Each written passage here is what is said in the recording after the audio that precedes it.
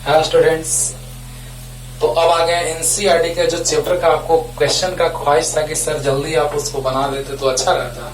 तो आपको हम बोले हैं बार बार कि आप बोलिए, कमेंट कीजिए, मैसेज कीजिए, बताइए कुछ कमी रहे तो, है ना। तो आपका था कि सर चैप्टर नंबर 2 भी अब कैपेसिटर तक पहुंचने वाले हैं, इसलिए एनसीईआरटी का क्वेश्चन कंप्लीट कर ही देते हैं। तो नो टेंशन, पिछले लेक्चर में भी मैंने बतलाया है ना, एक क्वेश्चन को बहुत डिटेल में ले गया जो आपको पता है 12 से लेकर के हायर स्टैंडर्ड तक, और उसी तरह से है ना आज भी बतलाने जा रहे हैं। और जितने सारे क्वेश्चंस हैं, जैसे क्वेश्चन का अरेंजमेंट बाबू ना एनसीईआरटी में क्या है ना कि एनसीईआरटी में इस तरह से क्वेश्चन अरेंज किया गया है कि सिलेबस लाइन बाय लाइन कैसे पढ़ना है उसको कोई मतलब नहीं है ना। जहां मन वहां दिया हुआ है क्वेश्चन का पैटर्न, आप देखिएगा टॉपिक लाइन बाय लाइन और क्वेश्चन इरेगुलर वे में दिया हुआ है, उससे कोई दिक्कत नहीं है। टॉपिक पढ़ाते जाते थे, क्वेश्चन कराते जाते थे। जैसे डायपोल का क्वेश्चन आप देखे थे, तो डायपोल का क्वेश्चन 9 नंबर था। टॉर्क का क्वेश्चन आराम से, टॉर्क पढ़ाए थे तो क्वेश्चन बता दिए थे। टॉर्क जो था उस पे ऐसे था, tau equal to P sine theta. 10 number question बनाइए, बन जाएगा। तो ऐसे ऐसे क्वेश्चन का डिस्कशन लेक्चर देते समय हम करवा दिए हैं। अब एकदम कहिए कि सर वही डाटा चाहिए, 10 है वैल्यू दिया हुआ तो 10 ही चाहिए, अरे नहीं यार, है ना। तो सब क्वेश्चन करा दिया गया है एनसीईआरटी का। ये 3 रिमेनिंग पार्ट है ना। तो अब देखा जाए, ये टॉर्क पे क्वेश्चन करा दिए थे, फील्ड लाइंस के प्रॉपर्टी पे क्वेश्चन था, वो भी मतलब सब बन जाएगा। सब बना लिए होंगे आप, लगभग क्या सब बना ही दिए हैं। जो बचा हुआ है सो डिस्कस कर रहे हैं, बाकी सब बना दिए हैं, है ना। भले डाटा कुछ में चेंज कर दिए हैं, कुछ में डाटा वही है, लेकिन सब बन गया है, राइट। ये तीनों को छोड़ करके, है ना। तो जल्दी से क्वेश्चन को उतारिए और तुरंत बतलाते हैं, स्टार्ट करते हैं। जल्दी बच्चों, हो गया? चलो स्टार्ट करते हैं। क्या है फर्स्ट नंबर क्वेश्चन? ये आज का 27 नंबर क्वेश्चन ही आज का फर्स्ट नंबर क्वेश्चन है। क्या है अभी बतलाते हैं। और सेकंड अगर बन जाएगा तो थर्ड भी बन गया, लेकिन सेकंड में प्रोजेक्टाइल मोशन का कॉन्सेप्ट है। पहले प्रोजेक्टाइल मोशन थोड़ा सा आपको समझाएंगे, ठीक ना। तो देखा जाए बच्चों ध्यान से, पहले तो ये फॉर्मूला आपको याद करना पड़ेगा। तो आप कहिए कि सर ये फॉर्मूला क्यों आप लिख दी, ऐसे पता नहीं चल रहा है कुछ, सब पता चलेगा। F equal to P X del by del X P Y, detail में समझा रहे हैं बच्चों, ये नहीं कि सिर्फ लिख देंगे हो गया। Del by del Y plus P Z del E by del Z. वाह वाह, ध्यान देना बच्चों, यही फॉर्मेट में हमने क्यों सेट किया फॉर्मूला को, है ना। ये है आपका इलेक्ट्रिक डायपोल मोमेंट, और इसको तो पहचान रहे इलेक्ट्रिक फील्ड इंटेंसिटी, क्योंकि पी जो होता है ना बाबू, पी होता है इलेक्ट्रिक फील्ड इंटेंसिटी। पी जो होता है वो प्रेशर को भी रिप्रेजेंट करते हैं, पी को पावर, पी से पावर को भी रिप्रेजेंट करते हैं, पी से मोमेंटम को भी रिप्रेजेंट करते हैं, लीनियर मोमेंटम, हाँ, और पी से इलेक्ट्रिक डायपोल मोमेंट को भी रिप्रेजेंट करते हैं। इसीलिए कंफ्यूजन के चलते हमने लिख दिया कि पी जो है वो क्या है, इलेक्ट्रिक डायपोल मोमेंट। और ये तो आप जानते हैं इलेक्ट्रिक फील्ड इंटेंसिटी, और डीएक्स जो है डेल एक्स जो है वो क्या है, डिस्प्लेसमेंट, चेंज इन पोजीशन। अब देखो बच्चों, F इक्वल टू हमने ऐसा ही क्यों सेट किया, आइए बतलाते हैं। क्योंकि क्वेश्चन जो दिया है हम लोग का, देखो कैसे स्टाइल मारता है एनसीईआरटी में, कैसे स्टाइल मार दिया जाता है। सो देखो क्वेश्चन जो दिया है वो इलेक्ट्रिक फील्ड में इंक्रीमेंट दिया है जेड एक्सिस के अलॉन्ग, तो इंक्रीमेंट यानी पॉजिटिव, कुछ नहीं कहा है तो पॉजिटिव, है ना। अगर साइन नहीं दिया है तो पॉजिटिव, नेगेटिव रहता तो नेगेटिव लिख देता है, अगर पॉजिटिव रहता तो नहीं लिखता है, लिख भी देता है नहीं भी लिखता है। तो नहीं कुछ लिखेगा, समझ जाइए कि पॉजिटिव में है। तो इलेक्ट्रिक फील्ड इंटेंसिटी कैसा यूनिट होता है, न्यूटन पर कूलम, और डिस्प्लेसमेंट नीचे मीटर, ऊपर जाएगा मीटर इनवर्स, ये यूनिट दिया हुआ है क्वेश्चन में। और इलेक्ट्रिक डायपोल मोमेंट जो जेड एक्सिस के अलॉन्ग दिया है वो निगेटिव में दिया है, और वो वैल्यू है -10⁻⁻7 कूलम-मीटर। बीच में डैश इसलिए कि लगेगा कि सेंटीमीटर, इसलिए दिक्कत होगा। तो कूलम एसाइंट है, मीटर एसाइंट है, सेंटीमीटर लगेगा, सेंटीमीटर गड़बड़ हो जाएगा। तो ये क्वेश्चन में दिया हुआ है बच्चों, ये भी क्वेश्चन में दिया हुआ है। फोर्स पूछ रहा है, we have to require the magnitude of force and torque, यही पूछ रहा है। अब सोचिए कैसे सेट करेंगे फॉर्मूला, पहले तो ये सोचना है। आप याद कर लीजिए, इसको भले याद कर लीजिए, लेकिन कैसे आया है पहले हम ये समझा रहे हैं, है ना। तो कहां समझा दे, यहां साइड में समझा देते हैं बच्चों। देखिएगा, पहले तो ऐसे चेक कीजिए कि मोमेंटम इलेक्ट्रिक डायपोल मोमेंट का जो एसआई यूनिट होता है वो होता है कूलममीटर, इलेक्ट्रिक फील्ड इंटेंसिटी का न्यूटन पर कूलम, और डिस्प्लेसमेंट का मीटर से मीटर कैंसिल, कूलम से कूलम इनवर्स कैंसिल, न्यूटन आ गया, फोर्स का एसआई यूनिट आ गया। अच्छी बात है, बहुत सारे कंपटीशन में क्वेश्चंस एसआई यूनिट से भी बन जाते हैं, लेकिन और अच्छे से ये एसआई यूनिट का स्टाइल हो गया। अब देखिए बच्चों, इलेक्ट्रिक डायपोल मोमेंट जो होता है वो होता है magnitude of any one charge and distance between both charges. Distance short में लिख रहे हैं डिस्टेंस, बोलिए। और इलेक्ट्रिक फील्ड इंटेंसिटी ई, और नीचे भी जो है वो डिस्टेंस है, तो डिस्टेंस से डिस्टेंस कैंसिल हो जाएगा, क्यू ई आ जाएगा, और आप जानते हैं बराबर Q E F equal to Q E. तो ऐसे करके हम लोग सेट कर लिए, इसलिए बच्चों कि हम लोग यूनिट से चेक किए कि दोनों को मल्टीप्लाई अगर कर दिया जाए तो न्यूटन आ जाएगा, क्योंकि इससे ये कैंसिल हो जाएगा, न्यूटन आ जाएगा और फोर्स आ जाएगा।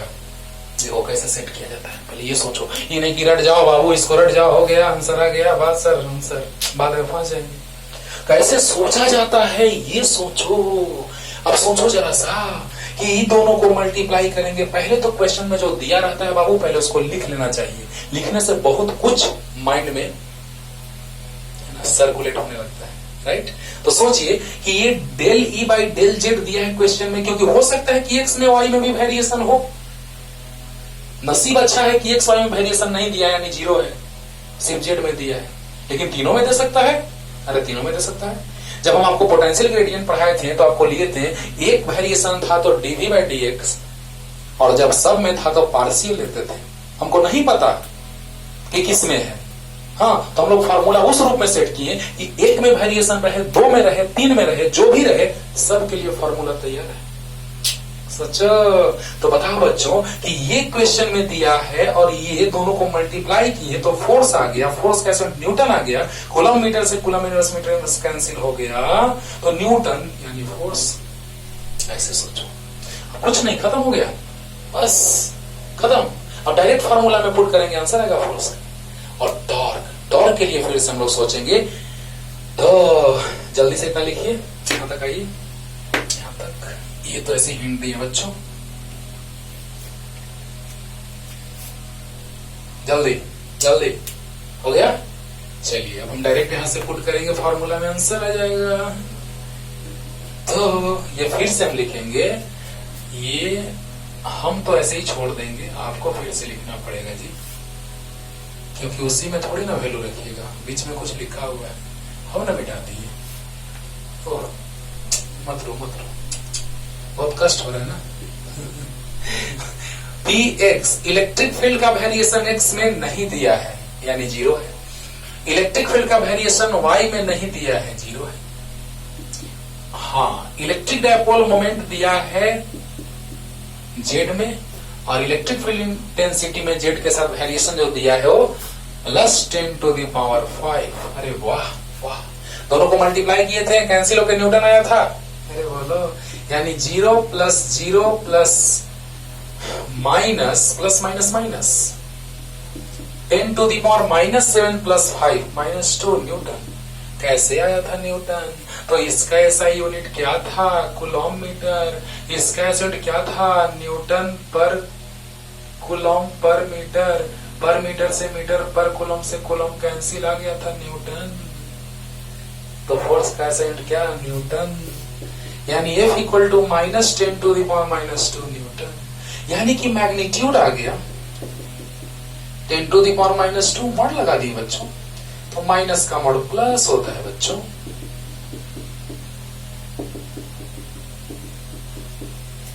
और डायरेक्शन निगेटिव, मतलब along negative Z axis, along negative Z axis. Clear? अब देखो बच्चों, यहाँ पे बस कुछ नहीं कि एकदम आंख बंद करके कंसंट्रेट करो माइंड को और क्लियर हो जाएगा तुरंत कि एक्स में कोई इलेक्ट्रिक फील्ड में वेरिएशन नहीं हो रहा है, वाई में भी नहीं हो रहा है, जेड में हो रहा है। वो दिया है +10⁵ प्लस हम लोग सोच लिए कि जेड के पॉजिटिव में हो रहा है, क्वेश्चन पढ़ने से पता चलेगा। और इलेक्ट्रिक डायपोल मोमेंट जो दिया है निगेटिव के अलॉन्ग दिया है, यानी -10⁻⁷ प्लस माइनस माइनस ये 0 हो गया। ये 10⁻⁷ + 5 - 2 यानी F = -10⁻²। मैग्नीट्यूड लिए आ गया डायरेक्शन माइनस में along negative Z axis. Clear? कैसे फार्मूला तैयार हुआ क्लियर आपका ना? तो जल्दी लिखिए और टॉर्क समझाते हैं जल्दी से। फर्स्ट हो गया। बहुत अच्छा बच्चों, अच्छे से पढ़ते रहो। मेरे तरफ से तो कोई कमी नहीं होगा बताने में। लो लेवल से लेकर के हाई लेवल तक कोई कमी नहीं होगा। बस सेट कर लेना माइंड में, ये मेरा वादा है, बहुत ही बड़ा वाला वादा है ना। तो ये कुछ भी मान सकते हैं हम लोग, एक्स वाई जेड, किसी को भी एक्सिस मान सकते हैं, एक्स वाई जेड कुछ भी। आसानी के लिए हम ऐसे मान लिए एक्स वाई जेड। क्यों? अच्छे से फीलिंग आएगा। इलेक्ट्रिक फील्ड इंटेंसिटी एक्स के पॉजिटिव में इंक्रीज कर रहा है, यानी जेड के पॉजिटिव में। अभी तुरंत क्वेश्चन में करवाए हैं, जेड में बदल रहा था, del E by del Z दिया था +10⁵, यानी electric field intensity positive Z में इंक्रीज कर रहा है। तो positive along positive Z axis. लेकिन इलेक्ट्रिक डायपोल मोमेंट को थोड़ा सा देख लीजिए, माइनस में है, निगेटिव में, यानी कि अलोंग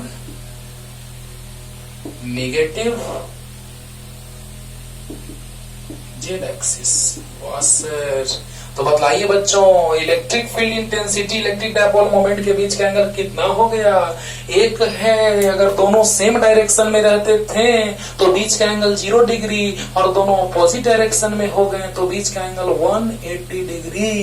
यानी बतलाओ, क्वेश्चन में कह रहा है कि इलेक्ट्रिक फील्ड इंटेंसिटी है जो एक्स के लॉन्ग एक्स के पॉजिटिव डायरेक्शन में इंक्रीज कर रहा है। यानी कि पॉजिटिव जेड के पॉजिटिव जेड में अगर एक्स बोला गया हो तो सॉरी, जेड आप देख रहे हैं जेड है ना। तो पॉजिटिव यानी कि इलेक्ट्रिक फील्ड जो है जेड के पॉजिटिव में इंक्रीज कर रहा है, और इलेक्ट्रिक डायपोल मोमेंट का डायरेक्शन नेगेटिव जेड में है, यानी इलेक्ट्रिक फील्ड पॉजिटिव जेड में और electric dipole moment negative Z में। तो दोनों के बीच का एंगल, तो angle between vector E and vector P या vector P and vector E is theta equal to 180 degree. Tau को पहचानते हो? Tau equal to P sine theta.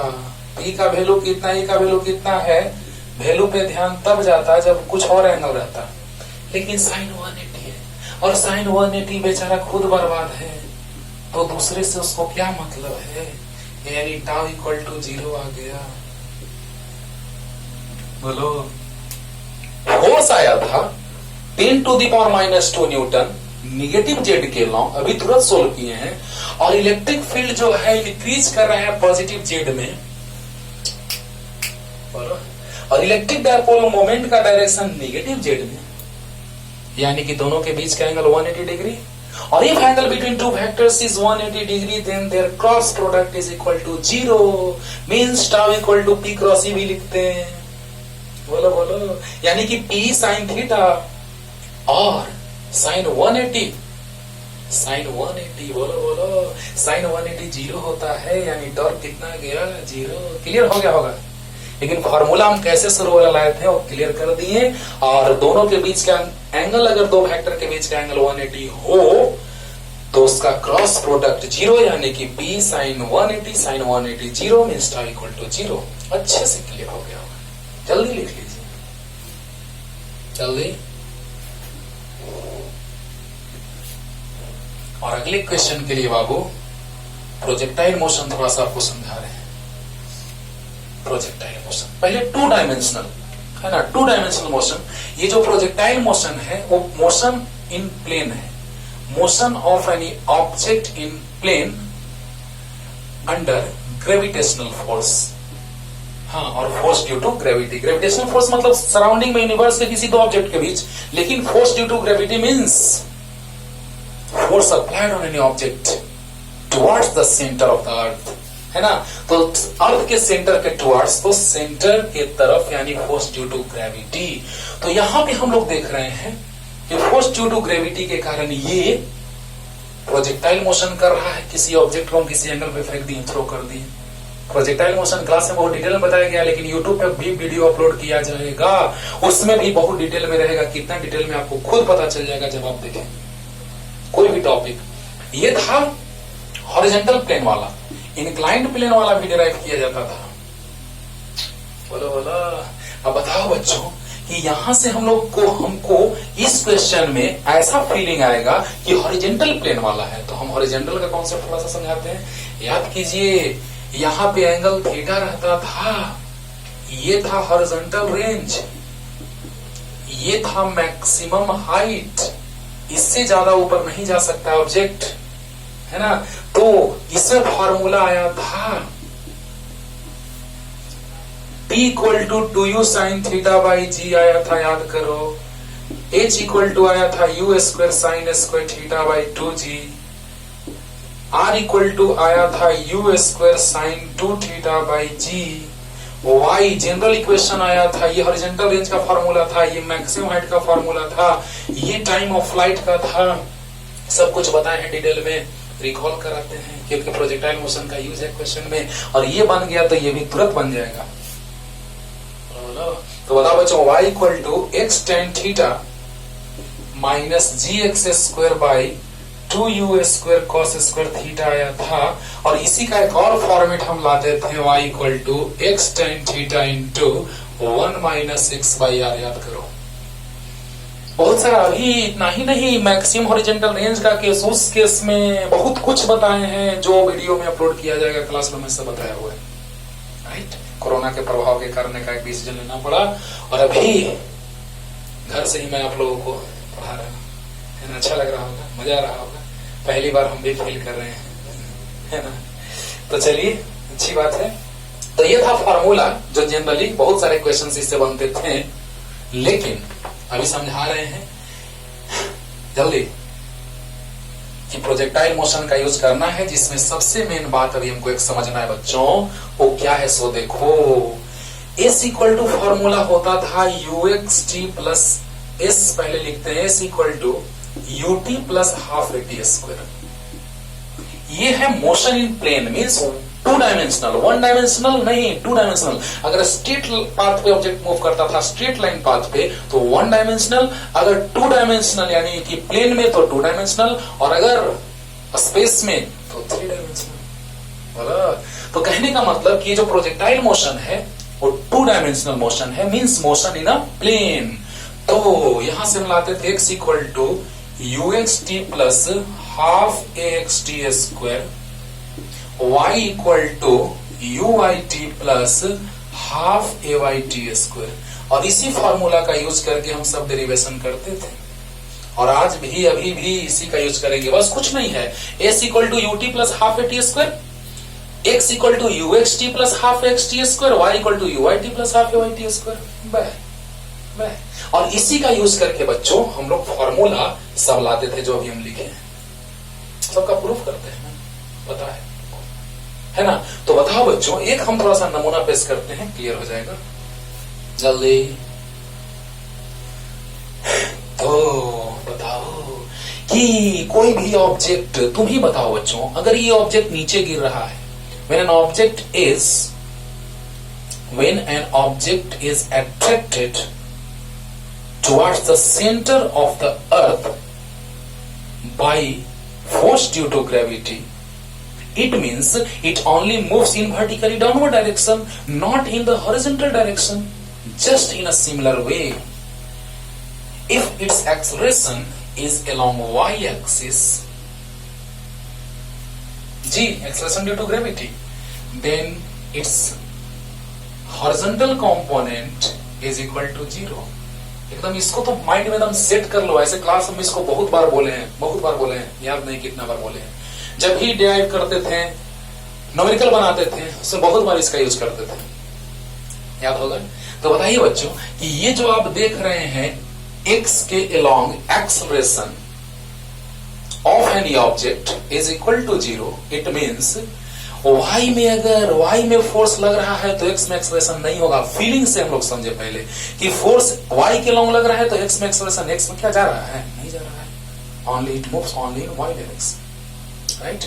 अब देखो वही चीज, यही चीज का यूज होना है उस क्वेश्चन में, इसीलिए पहले हम बैकग्राउंड तैयार कर रहे हैं बच्चों, समझना। हम बोले हैं बार बार कि जो चीज यूज आएगा बीच में उसको पूरा तोड़ेंगे तब आगे बढ़ेंगे। थोड़ा टाइम ज्यादा लगे तो लगे, लेकिन अच्छे से सीखो। अब देखो ध्यान देना, इसका दो कंपोनेंट था, एक x के लॉन्ग था ux और एक y के लॉन्ग था uy। जिधर एंगल रहता था उधर कंपोनेंट cos, तो ux equal to u cos theta, और y में तो sin। याद आया। इसका हम ऐसे भी तोड़ सकते हैं कंपोनेंट बाबू कि जिधर मुड़ते हैं उधर cos, तो ax equal to ay into cos 90। वाह सर, ये तो बड़ा अच्छा स्टाइल है सर। तो ay cos 90 0, यानी ax जो आया बच्चों वो 0 आ गया। आया। ऐसे सोचो कि जब हम किसी ऑब्जेक्ट को ड्रॉप किए तो it moves along y axis and its acceleration along x axis is equal to 0। और ऐसे देखो कि जिसका कंपोनेंट लेते हैं, जिधर एंगल रहता है उधर cos लेते हैं, तो इसका कंपोनेंट इधर तो cos, जिधर एंगल है उधर cos, उसके परपेंडिकुलर sin, तो इसका भी कंपोनेंट इधर लेंगे। बोलो। तो बताओ बच्चों, g का कंपोनेंट इधर लेंगे तो g इंटू cos 90 और cos 90 0, यानी शॉर्ट में सोचो कि y में है तो x में नहीं है, अगर y में है कंप्लीटली तो x में नहीं है। ये हुआ समझने का सबसे आसान ट्रिक, ठीक है। अब देखो एक का जरूरत था जो अभी ये मिल गया। अब थोड़ा सा एक ला के आपको दिखाते हैं, थोड़ा सा समझिएगा। मिटा दे इसको, लिख लेना। अब देखो बच्चों जरा सा ध्यान से सुनना कि जब हम लोग बात कर रहे हैं मैक्सिमम पॉइंट का, तो ये मैक्सिमम पॉइंट पे पहुंचा, उसके बाद फिर नीचे गिरने लगा। अगर प्रोजेक्टाइल मोशन ऐसा होता तो ऐसे जाता, यानी एक मैक्सिमम हाइट को ये गेन किया।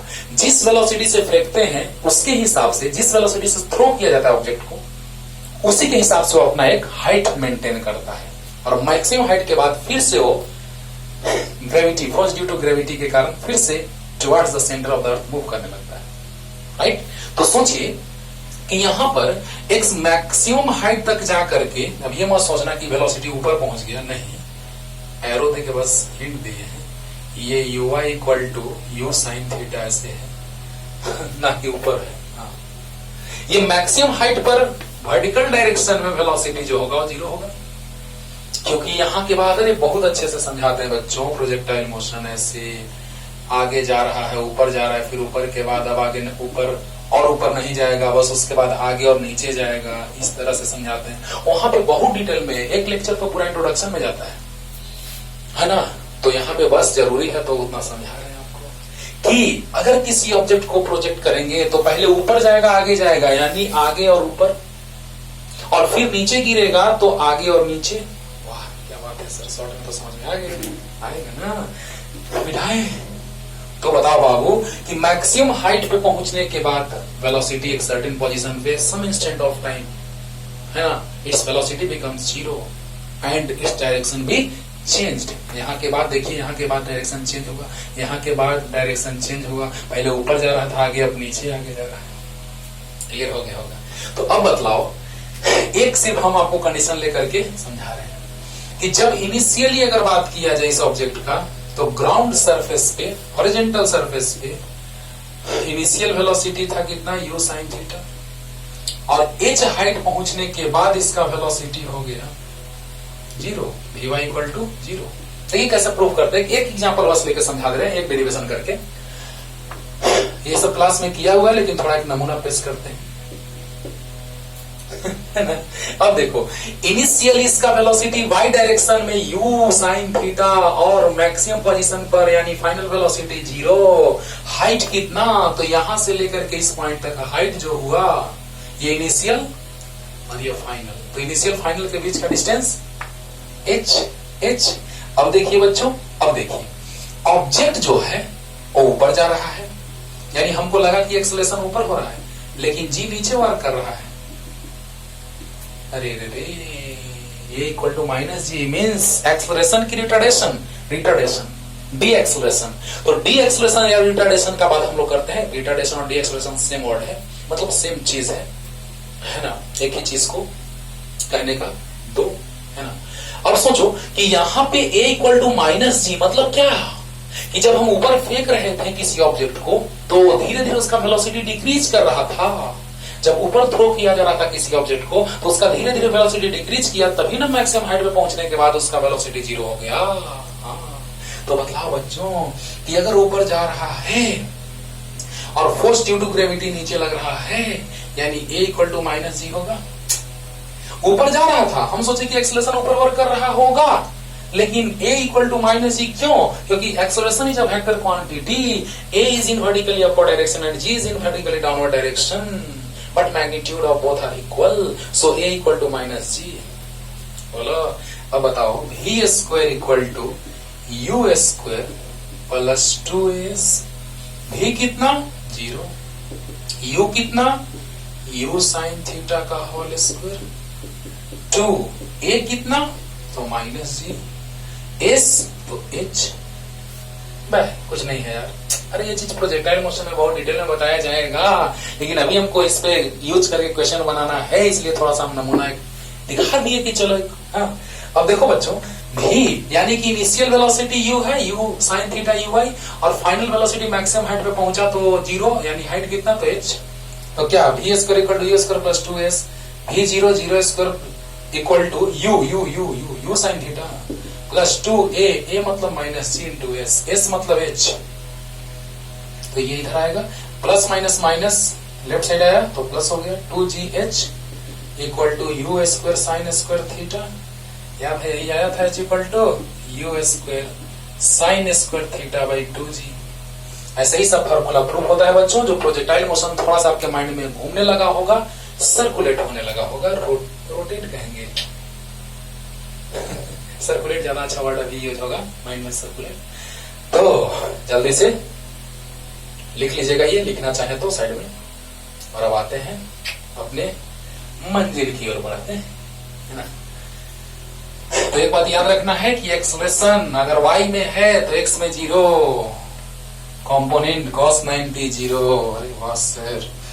अब देखो बच्चों, हाँ क्वेश्चन नंबर 14 एनसीईआरटी का क्वेश्चन नंबर 14 पलटिए, उसमें ऐसा चित्र एक बना हुआ होगा जिसमें से पहले कण को, पहले पार्टिकल को कंसीडर करना है। लेकिन एक बात याद रखिएगा, पहला पार्टिकल कुछ ऐसे प्रोजेक्ट किया जा रहा था। 14 नंबर इसी चैप्टर में 14 नंबर क्वेश्चन जो डिस्कस कर दिया गया है आप लोगों को, लेकिन याद कीजिए कि यहाँ पे जस्ट एकदम ऐसा था, यानी मिड पोजीशन पे नहीं था। क्वेश्चन में एक चीज थोड़ा सा कमी है बच्चों, जो हम क्लियर कर दे रहे हैं। देखिए टीचर का काम होता है जो भी कमी हो क्वेश्चन में या जो भी कॉन्सेप्ट हो उसको क्लियर वे में बच्चों को बतलाना, है ना। तो यहाँ पर ऐसा फिगर दिया है, देखो ना, लाइक पार्टिकल 1 इन फिगर 1.33, तो उसको देखिएगा तो जस्ट मिड पॉइंट पे नहीं है, जस्ट मिड पॉइंट पे पार्टिकल नहीं है। और ये क्वेश्चन में जो यूज किया गया है वो जस्ट मिड पॉइंट पे यूज किया गया है, यानी कि जरूर कुछ गड़बड़ है ना। तो देखो बच्चों, कहने का मेरा मतलब क्या है, सो देखो कि मिड पॉइंट से ही वो जा रहा है और कह रहा है कि यहां पे जो स्ट्राइक करेगा, देखो, so that the vertical deflection of the particle at the far edge of the plate is, means जो प्लेट है उसके फार एज मीन्स सबसे किनारे वाले पे वो जो होगा वर्टिकल डिफ्लेक्शन, देखिए, सो that the vertical deflection means y निकालना है, y निकालना है। और x में जो वेलोसिटी था, ux नहीं दिया था क्वेश्चन में, vx दिया ही है क्वेश्चन में, इनिशियल वेलोसिटी vx, है ना। अच्छा बतलाइए, यहां से समझिएगा ध्यान से। तो पहले क्वेश्चन में डिस्टेंस का बात नहीं कर रहा हूं, दूसरे क्वेश्चन में बात कर रहा है ना। तो पहले हम चलते हैं फर्स्ट क्वेश्चन में, क्या कर रहा है सो देखो। A particle of mass m and charge minus Q charge है। आप सोचेंगे कि सर आप ऐसा फिगर क्यों बना दिए, हमको तो पता नहीं था कि प्लस है कि माइनस है।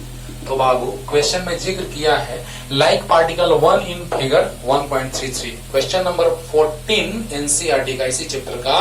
उस 14 क्वेश्चन में फिगर ऐसा ही बनाया हुआ है, बोला तो ऐसा ही फिगर बनाया हुआ है, लेकिन उसमें क्या कमी है एक, कि उसमें फिगर ऐसा बनाया हुआ है यहां से, जो कि थोड़ा गड़बड़ है, क्योंकि क्वेश्चन में जिक्र नहीं किया है कि मिड पोजीशन से जिक्र करना चाहिए, क्योंकि क्वेश्चन में मिड पोजीशन लिया नहीं है और सोल्व कर दिया है मिड पोजीशन लेकर के। वाह, ऐसा तो नहीं होना चाहिए। तो बताइए बच्चों, ध्यान से सुनिएगा, एकदम पूरा डीपली बता रहे हैं, ध्यान से सुनिए। तो माइनस चार्ज है, दो तरह से समझा रहे हैं। माइनस चार्ज है तो प्लस प्लेट के तरफ, या it deviated towards the positively charged plate and repelled और moves away from the negatively charged plate. Okay, तो बतलाइए कि ये नेगेटिव चार्ज है तो धीरे धीरे पॉजिटिव की ओर, और ये नेगेटिव वाला नेगेटिव को रिपेल करेगा, यानी कुछ ऐसा होगा पाथ इसका। तो पूछ रहा है कि जो डिफ्लेक्शन होगा वो होगा उतना, प्रूव करना है कि सो दैट मीन्स प्रूव करना है, प्रूव दैट या so that QEL² by 2mvx², यही होगा डिफ्लेक्शन। तो देखिए प्रोजेक्टाइल मोशन का कॉन्सेप्ट आ गया बच्चों। अब देखो माइनस क्यू है तो माइनस प्लस के टुवर्ड्स अट्रैक्ट होगा और माइनस रिपेल करेगा उसको, राइट। हाँ, अब देखो बच्चों क्या मतलब बना, सो देखो मजा आएगा। ये प्लेट का जो लेंथ था वो L है, ये भी कुछ बतला रहा है, क्योंकि फार एंड पे ये so that the vertical deflection of particle at the far edge of the plate is, means deflection जो हो रहा है वो फार एंड पे, फार एज पे। सोचिए मतलब क्या कि ये जो हम डिस्टेंस x लेंगे वो L लेंगे, बोलो, यानी x किसके इक्वल, तो L के इक्वल। अब बताइए एक बात और, कि जैसे ही माइनस चार्ज है तो प्लस की तरफ अट्रैक्ट होगा, प्लस रिपेल किया, एक कारण ये हो गया, एक और कारण बता रहे हैं। इलेक्ट्रिक फील्ड का डायरेक्शन पॉजिटिव से नेगेटिव की ओर होता है, ये तो पता है आपको, बोलिए। तो direction of electric field, direction of electric field is from positive charge to, या positively charged plate, positively charged plate to negatively charged plate, short में लिख दिए, चलिए डिटेल में, नेगेटिवली चार्ज्ड प्लेट। वाह, प्लस से फील्ड लाइंस ओरिजिनेट होते हैं और माइनस में टर्मिनेट होते हैं। तो प्लस से निकला माइनस में एंट्री मारा, any doubt, no doubt. Plus से निकला माइनस में एंट्री मारा, क्लियर है बच्चों, है। हाँ, अब देखिए चार्ज निगेटिव है, तो आपको याद होगा कि F इक्वल टू होता है माइनस QE, तो फोर्स हो जाएगा अपवर्ड डायरेक्शन में, और जिधर फोर्स उधर एक्सेलरेशन। देख रहे हो बच्चों, सोचो। पहले तो ये पता चल गया कि x जो होगा वो L के इक्वल होगा, साइड में यहां लिख लिए, क्योंकि पार्टिकल इस एंड से चलना स्टार्ट कर रहा है, एंट्री मारा तो स्टार्ट यहां से होगा, एक्सेलरेट होना, तो एंट्री यहां से मारा तो एक्सेलरेट होना यहां से स्टार्ट करेगा, लेकिन एक्स में एक्सेलरेट नहीं होगा। क्यों, याद करो, अभी तुरंत बतलाते हैं बच्चों। पहले तो ये जानो कि फोर्स जो लग रहा है वो अपवर्ड डायरेक्शन में लग रहा है। वाई क्यों ऐसा हुआ, सोचो। इसलिए बच्चों कि फील्ड डाउनवर्ड डायरेक्शन में तो फोर्स अपवर्ड डायरेक्शन में, because this charge is negative, so we know that F is equal to minus QE, direction of field and force both are opposite if charge is negative. बोलो, अगर charge negative होता है तो force और field का direction opposite होता है, तो बतलाइए इसका मॉड निकाल लेते हैं। तो F equal to QE, force आ गया, और जब फोर्स y में, y तो y लिख ले रहे हैं Fy, ओके, फील्ड डाउनवर्ड तो फोर्स अपवर्ड। अब एक बात और याद कीजिए कि F इक्वल टू जब फोर्स लग रहा है तो स्वाभाविक सी बात है एक्सीलरेशन भी होगा, तो F इक्वल टू ए में फोर्स लग रहा है तो एक्सीलरेट भी होगा, राइट। तो बताइए LHS इक्वल तो RHS equal, therefore Q equal to MAY means AY equal to QE by M।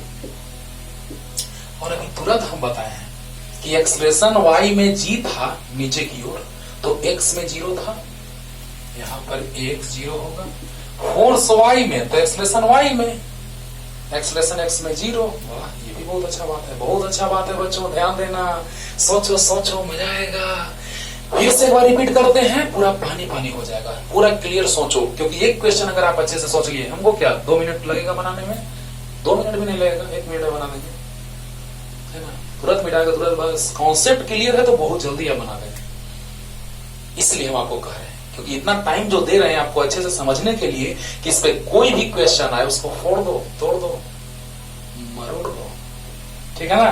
तो बताओ बच्चों कि अगर इलेक्ट्रिक फील्ड प्लस से निकलता है, electric field lines originated from positive charge and terminates to negative charge, so direction of electric field is along negative direction or negative y-axis, so force is along positive y-axis, then acceleration is also along positive y-axis. Why? Field नीचे तो force ऊपर, क्योंकि charge negative, और देख रहे हैं ऊपर भाग भी रहा है। फील्ड नीचे तो फोर्स ऊपर, देख भी रहे हैं कि चार्ज भाग रहा है ये ऊपर। और एक और कारण बताए हैं कि माइनस को प्लस अट्रैक्ट करेगा और माइनस वाला रिपेल करेगा, उससे भी आ जाएगा। अब देखिए बच्चों, यहां से क्या हुआ कि पता चला कि फोर्स ऊपर तो एक्सेलरेशन भी ऊपर। तो बताइए y में अगर एक्सेलरेशन होगा तो x में एक्सेलरेशन 0। अभी तुरंत हम प्रोजेक्टाइल मोशन से समझाएं, देख रहे हो ना। अब देखो इसका यूज करके तुरंत हो गया कदम। तो जल्दी इतना लिखिए, जल्दी। फोर्स जो होगा वो पॉजिटिव y में होगा, जल्दी फास्ट। अब देखिए बच्चों, फिगर तो बनाना पड़ेगा। अच्छा, बस ऐसे ही टेम्पररी बना देंगे। देखिए तो एक बात, कुछ ऐसा फिगर था, यहाँ नेगेटिव चार्ज था, कुछ ऐसा हो रहा था, ये y था। अच्छा, x में वेलोसिटी vx तो y में 0, क्यों अभी बता रहे हैं। और ay आ चुका है बच्चों qv बाई m, और y में फोर्स तो y में एक्सेलरेशन, y में फोर्स तो y में एक्सेलरेशन, x में एक्सेलरेशन 0, राइट। अब बताइए x में वेलोसिटी है तो y में 0 होगा। ऐसे सोचो, अगर वेलोसिटी x में है तो इनिशियल वेलोसिटी y में 0 होगा। भाई अगर x में वेलोसिटी है इनिशियल तो y में इनिशियल है नहीं है। और ऐसे भी सोचो, कंपोनेंट ब्रेक कर दो, vy equal to vx into cos 90, जिधर मुड़ते हैं उधर कॉस। अभी तुरंत समझाए हैं, अभी तुरंत समझाए बच्चों कि इसका कंपोनेंट इधर लेना है तो कॉस, यानी ये इंटू कॉस थीटा, और ऊपर में ये इंटू साइन थीटा। तो जिधर एंगल रहता है उधर कंपोनेंट कॉस होता है, जिधर एंगल उधर कॉस, याद है। तो बताइए कि vx का कंपोनेंट ऊपर लेंगे तो vx cos 90 0, और ऐसे सोचिए कि x में वेलोसिटी इनिशियल है यानी y में नहीं है तो y में 0 है। अब देखिए बच्चों, along x axis, along x axis क्या हो जाएगा, x equal to uxt plus half axt square. बोलो बोलो, अरे शुरू में फॉर्मूला लिखे हैं, x equal to uxt plus half axt square. तो x बताइए, यहां पर x जो है ये पॉजिटिवली चार्ज प्लेट है, निगेटिवली, और याद है इसको L लिए थे, x को लिखे थे ऊपर में, देखिएगा यहाँ पे लिखे थे ना, x इक्वल टू L। जब फार एज से टकराएगा जाकर के कोलाइड करेगा, डिफ्लेक्ट होगा अगर, और फार एज तक जाएगा, यानी कि जो x होगा वो L के बराबर होगा, L के इक्वल होगा। अरे बोलो, जब यहां से चल करके यहां पहुंचा यानी x कितना, L equal. ux initial velocity question में ux ना मान करके vx माना है, नो टेंशन, प्लस हाफ। अब बताइए जितने टाइम में यहां से यहां पहुंचेगा उतने ही टाइम में, अरे वाह, अरे बोलो, अगर हम इसको फेंके तो जितने टाइम में आगे दौड़ करके तुम रोकोगे उतने ही टाइम उसको वहां पहुंचना पड़ेगा। अरे यार देखो ये हाथ है मेरा, यहां से फेंक दिए इसको, अगर हम इसको फेंकेंगे यहां तो फेंकेंगे हार्दिक पांड्या साहब, है ना, my favourite player is Yuvraj Singh and Hardik Pandya.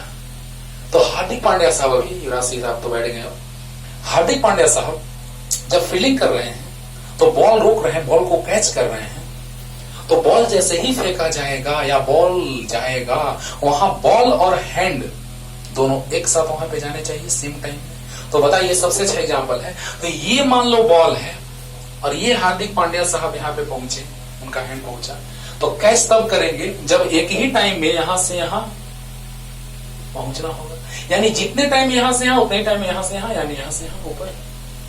अरे बोलो, यानी जितने टाइम में यहां से यहां पहुंचने का मतलब क्या कि जितने टाइम में एक्स उतने ही टाइम में वाई। समझ में आया होगा, जितने टाइम में एक्स उतने ही टाइम में वाई। जितने टाइम में ये यहां हम फेंके ऐसे और कैच कर लिए तो एक ही टाइम में मार्कर और हैंड दोनों सेम टाइम में आना चाहिए पोजीशन पे। बोला तो बताओ बच्चों कि L means x equal to ux, ux जो है वो vx है, into t plus half ax, समझा चुके हैं डिटेल में, 0 इंटू टी स्क्वायर। तो L equal to vx t plus 0, यानी L equal to vx t, यानी t equal to L by vx। Time आ गया, ये लिख लिए होंगे आप लोग, जल्दी इसको मिटा देते हैं, जल्दी लिख लीजिए। अब देखिए लॉन्ग y एक्सिस, ये लॉन्ग y एक्सिस बच्चों, dear students listen carefully, y equal to u by T plus half a by T square. सोचो, तो y में चलेंगे तो y equal to u by T plus half a by T square. तो बताइए y में जो वेलोसिटी इनिशियल वो vy है, अगर इनिशियल vx है तो इनिशियल vy है, तो vy t plus half a by T square. तो समझ में आ रहा होगा, अरे बोलो x में चलेंगे तो x equal to ux t plus half x t square. अभी x हम निकाल चुके हैं, x 0 है तो ये पूरा टर्म 0 हो गया, x के जगह l है क्योंकि पूरा डिस्टेंस कवर करेगा तो x l के इक्वल होगा, तो l equal to vx t, यानी l by vx equal to t। और y में चलेंगे वही तो निकालना है कि y में डिफ्लेक्शन कितना होगा, so that the vertical deflection of the particle at a far edge of the plate is means vertical means y के लॉन्ग। तो बताइए vy is 0 into t plus half ay qv by m, ay qv by m, और t l by vx का whole square. तो आ गया y equal to 0 और QE l square by 2m vx square. एकदम आराम से समझ में आया होगा, यही शो करना है या प्रूफ करना है, आप जो कहें, राइट। तो सोचिए बच्चों y तो v बाई टी x में वेलोसिटी है, इनिशियली x में जा रहा है तो y में वेलोसिटी नहीं है, 0, और हाफ ए वाई निकाल चुके हैं QE by M into T square L by V X का स्क्वायर, यानी y equal to QE L square by 2m vx square. Finish, clear हुआ होगा अच्छे से। और देखिए अगले क्वेश्चन में भी यही चीज है, लेकिन एक चीज क्या गड़बड़ किया है कि क्वेश्चन में लिखना चाहिए था कि वो दोनों प्लेट के मिड पोजीशन से प्रोजेक्ट किया जा रहा है, यही गड़बड़ हुआ है ना। लेकिन जब आप आंसर रख करके जो क्वेश्चन का आंसर दिया है एनसीईआरटी का, इस क्वेश्चन का 34 का, उसको वैल्यू पुट करके लाइएगा तो पता चलेगा कि ये दोनों प्लेट्स के बीच का जो डिस्टेंस उसके मिड पॉइंट से क्या किया जाए। क्वेश्चन जब क्लियर नहीं करेगा बच्चों, क्योंकि जो मन सो थोड़ी ना बनाओगे, क्वेश्चन जब क्लियर नहीं करेगा तो तुमको आंसर का सहारा लेना पड़ेगा, मजबूर हो, है ना। सर भी ऐसे ही कहा करते थे कि बाबू ऐसा है तो देखो, इसमें ये गड़बड़ है तो ऐसे इसको बनाओ, सोचो। मैं भी आप लोग को वही बोलूंगा, क्योंकि हमको भी बहुत अच्छे अच्छे टीचर ने पढ़ाया है, तो आपको भी हम कोशिश करेंगे कि बहुत अच्छे से पढ़ाएं, ना कि बस फॉर्मेलिटी। अब सोचो बच्चों कि यहां पे जो डिस्टेंस दिया है प्लेट्स के बीच, वो डिस्टेंस क्वेश्चन में दिया हुआ है 34 में, इसका आंसर हो गया 33 का आंसर कंप्लीट। लेकिन 34 में देखो थोड़ा सा चेंज करेंगे, शॉर्ट में भी बताते हैं, लॉन्ग में भी बताते हैं, है ना। इसी में डायरेक्ट हम पुट कर सकते हैं y equal to Q E x square, क्योंकि उसमें x निकालना है। देखो क्या है, फिगर में आता है बच्चों, ये ऐसे ही छोड़ देंगे, बस इसी से मिल जाएगा हमको, है ना। देखो अब कह रहा है क्वेश्चन में तो पूरा नहीं कहा है, लेकिन समझ लेना कि जो प्लेट के बीच का डिस्टेंस है वो 0.5 सेंटीमीटर है। ये है 0.5 सेंटीमीटर, तो हाफ होगा पूरे डिस्टेंस का, मिड पॉइंट से जाएगा तब ना उसका हाफ लेके चलेंगे। तो पूछ रहा है कि इस प्लेट से कहां जाकर के कितने डिस्टेंस पे स्ट्राइक करेगा, है ना। ये चार्ज है, निगेटिवली चार्ज पार्टिकल है, जो इलेक्ट्रॉन मान लिया है, जो माइनस क्यू माना था उसी को इलेक्ट्रॉन मान लिया। देखो सपोज दैट द पार्टिकल, पहले क्वेश्चन पढ़िए, पॉज करके क्वेश्चन पहले पढ़िए तब देखिएगा। तो suppose that the particle in exercise 1.33, मतलब पिछले क्वेश्चन में, is an electron projected with velocity दिया हुआ है, if E is between the plates separated by 0.5 centimetre each, बीच का डिस्टेंस 0.5, इलेक्ट्रिक फील्ड दिया हुआ है। Where will the electron strike the upper plate? Upper plate में ये स्ट्राइक करेगा, क्योंकि माइनस है तो प्लस प्लेट में ये स्ट्राइक करने का बात होगा बच्चों। अब देखो यहां पे जो आप देख रहे हैं वो डिस्टेंस हम लोग L लेते थे पिछले में, लेकिन अब L नहीं, अब Y ही दे दिया है। बताओ ये पूरा डिस्टेंस अगर 0.5 सेंटीमीटर है तो Y कितना होगा? Y जो आंसर दिया है क्वेश्चन का उसके हिसाब से, according to that question, it is projected from mid position, mid point, है ना। बारीकी से समझिएगा ध्यान से, क्योंकि ये क्वेश्चन में क्लियर नहीं किया गया है, बस एक लाइन में सुन लो। तो बताओ बच्चों कि जब यहां से प्रोजेक्ट किया जा रहा है मिड पॉइंट से, यानी y जो है वो दे दिया 0.5 सेंटीमीटर का हाफ दे दिया। कब कैसे पता चला? ऐसे डायरेक्ट क्वेश्चन में नहीं दिया है, तो आप आंसर रखिएगा ना जो x का वैल्यू, तब y आ जाएगा इतना ही, तो पता चल जाएगा कि अच्छा मिड पॉइंट से उसको प्रोजेक्ट किया जा रहा है। क्वेश्चन पढ़ने से आपको क्लियर नहीं होगा तो क्या रट करके बनाओगे? सोच करके बनाओगे। तो देखिए x के एलॉन्ग चल रहे हैं, अब L नहीं है क्योंकि बीच में ही कहीं टकरा जा रहा है, तो अब x ले लिए इस डिस्टेंस को, बस खत्म, बस खत्म।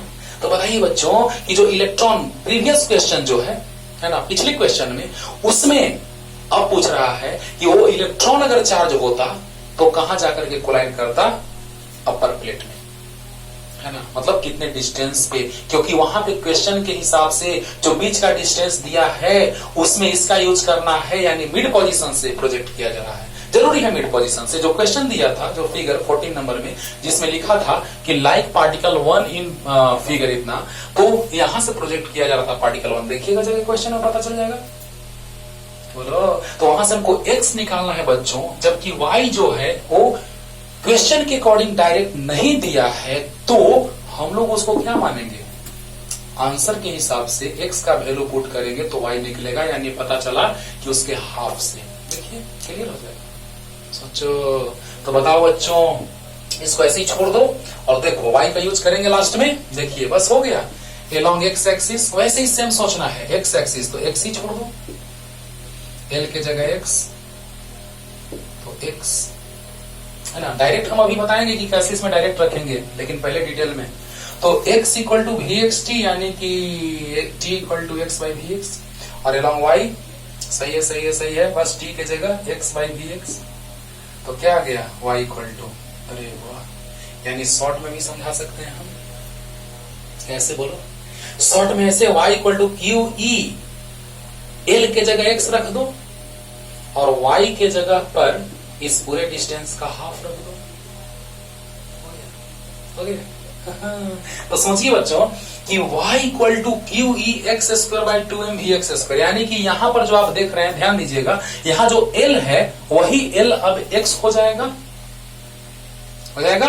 तो बताइए कि यहाँ l के जगह x यानी x तो x छोड़ दिए वैसे ही रहा, यानी x equal to V X T plus half X T square, x zero था, ये टर्म जीरो यानी t आ गया यहाँ से x by V X, y equal to U Y T plus half A Y T square, तो y V Y, क्योंकि x में वेलोसिटी वी एक्स इनिशियल था, y में वी वाई जीरो आया था, जस्ट अभी पीछे फिगर बनाया था उसमें देखो, तो वी वाई जीरो और हाफ ए वाई की वी बाई एम अभी देखो पीछे, और t x by V X, तो बताइए x बाई वी एक्स का स्क्वायर आया तो Q E x square by two M V x square आया, तो y इक्वल टू आ गया Q E x square by two M V x square.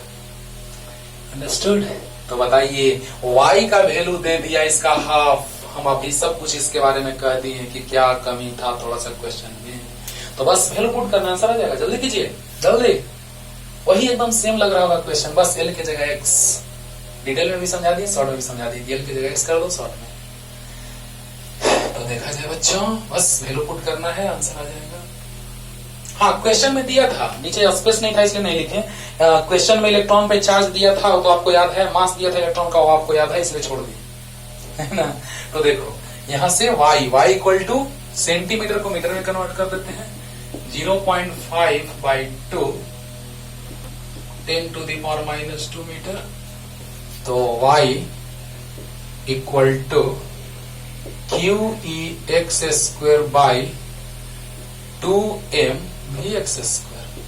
Question में y दिया है 0.5 by 2 into 10 to the power minus 2 equal to q, electron पे charge का value 1.6 10 to the power minus 19, electric field question में दिया है, देखिए question आप 9.1 to 10 to the power 2, x नहीं दिया है, यही तो निकालना है कि कितने डिस्टेंस पे कहाँ टकराएगा, कहाँ कोलाइड करेगा, और 2 mass of electron, electron question में दे दिया है बाबू, इलेक्ट्रॉन का मास होता है इतना 9.1 10 टू द पावर माइनस 31, और भी x भी क्वेश्चन में दिया है 2 इंटू 10 टू द पावर 6 का होल स्क्वायर, देखो 2 इंटू 10 पावर 6, और इलेक्ट्रिक फील्ड दिया है 9.1 10 टू द पावर 2, बस सभी तो मिटा सकते हैं बाबू,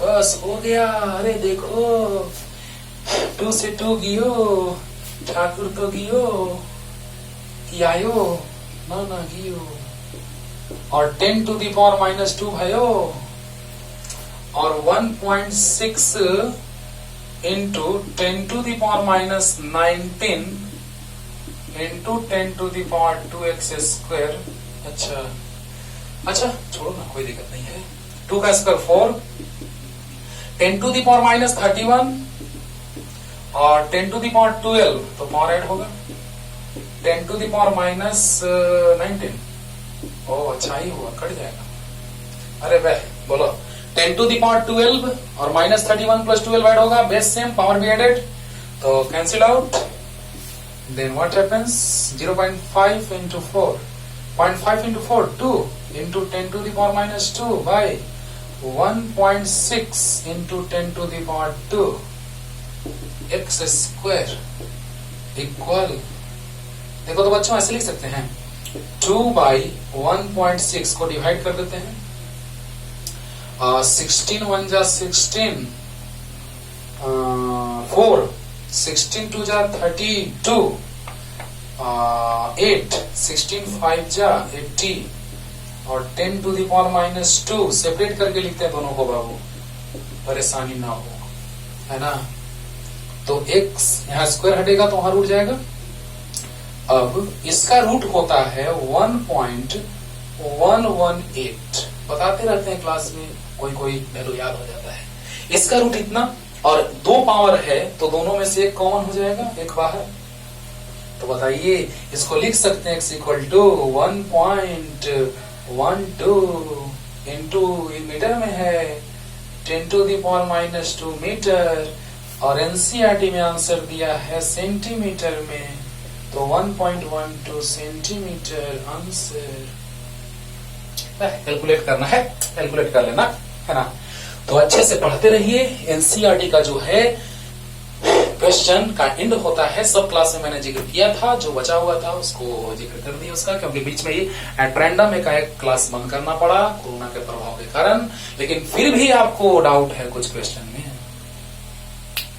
कमेंट कीजिए और क्वेश्चन भेजते रहिए, डाउट को पूछते रहिए, खूब पढ़िए, मेरे तरफ से कोई कमी नहीं होगा। और अब आते हैं अगले चैप्टर में लाते हैं पोटेंशियल एनर्जी क्वेश्चन, उसके बाद electrostatic of capacitor, electrostatic of conductor, उसके बाद इंसुलेटर का कॉन्सेप्ट, और फिर पोलराइजेशन के बाद कैपेसिटर स्टार्ट हो जाएगा। तब तक के लिए पढ़ते रहिए। Tata bye bye.